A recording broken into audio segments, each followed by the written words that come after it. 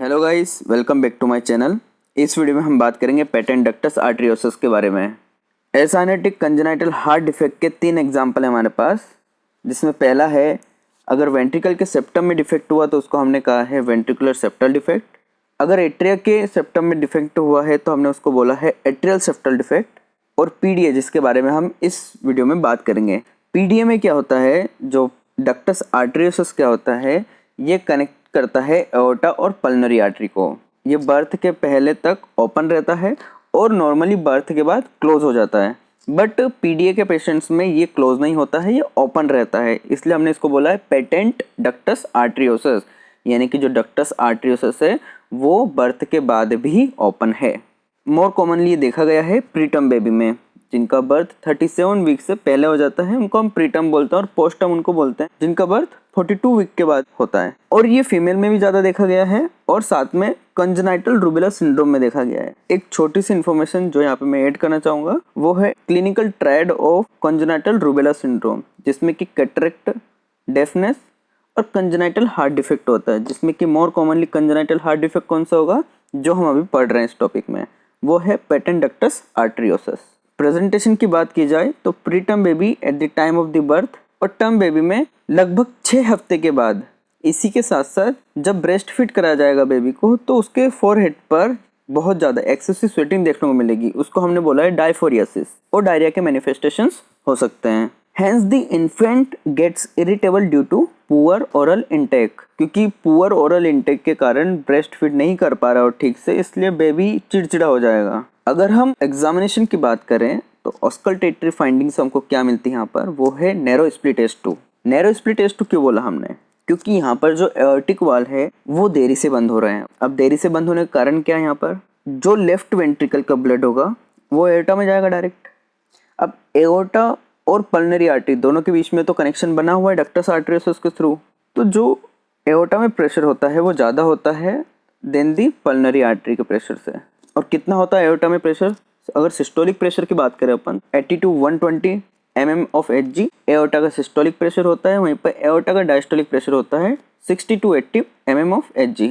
और pulmonary artery का systolic pressure होता है 25 mm Hg, और जो डायस्टोलिक प्रेशर होता है पल्मोनरी आर्टरी का वो होता है 10 mm Hg। तो आप यहाँ पर जो डिफरेंस देख सकते हो कि बहुत ज़्यादा डिफरेंस है एओर्टा और पल्मोनरी आर्टरी के प्रेशर्स के बीच में, जिसके कारण से क्या होगा, एक ग्रेडियंट क्रिएट हो गया। अब जब ग्रेडियंट क्रिएट हो जाएगा, प्रेशर ग्रेडियंट जैसे क्रिएट हुआ, तो जो एओर्टा का ब्लड है वो कहाँ जाने लगेगा, पल्मोनरी आर्टरी की तरफ। अब जैसे ही लेफ्ट वेंट्रिकल से एओर्टा में ब्लड गया, एओर्टा से पल्मोनरी आर्टरी की तरफ ब्लड गया। अब पल्मोनरी आर्टरी खुद तो रखेगा नहीं, अब वो किसे दे देगा, लंग्स को दे देगा।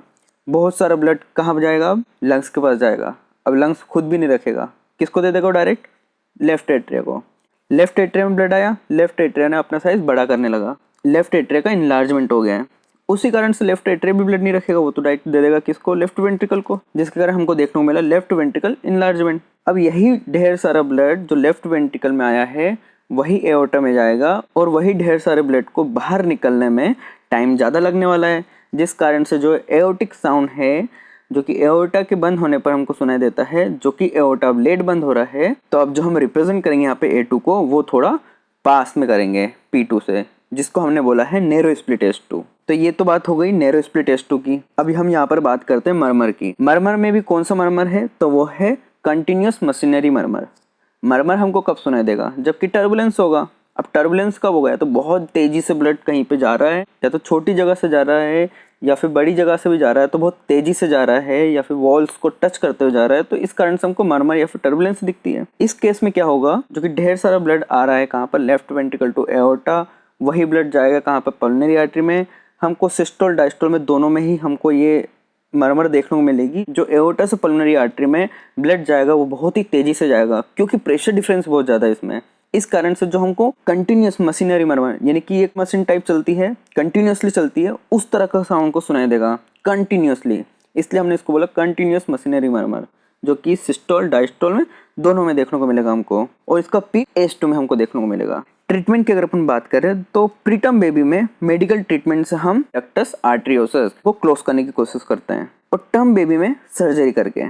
प्रीटर्म बेबी में चांसेस होते हैं डक्टस आर्टरियोसिस को हम मेडिसिन देकर के ही बंद कर दें, तो उसमें कौन सी ऐसी ड्रग्स होती है जो कि डक्टस आर्टरियोसस को क्लोज करने के काम में आती है। उसके पहले हमको जानना है कि ऐसी कौन सी चीजें जो कि डक्टस आर्टरियोसस को ओपन रख रही थी।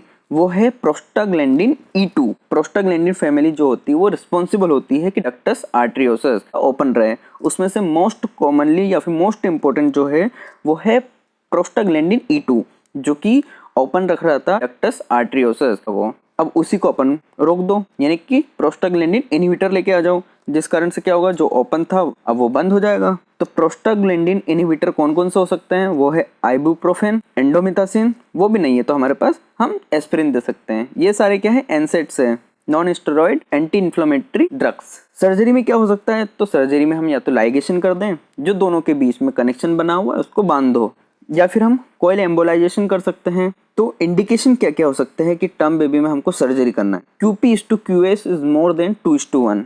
इसका क्या मतलब हुआ, यानी कि पल्मोनरी सर्किट में ब्लड ज्यादा है सिस्टमिक सर्कुलेशन से, तब हमें टर्म बेबी में सर्जरी करना है। यदि आपने यहाँ तक सुना और वीडियो आपको अच्छा लगा तो वीडियो को लाइक कीजिए, या फिर कोई सजेशन हो तो मुझे कमेंट में बताइए। Thank you so much.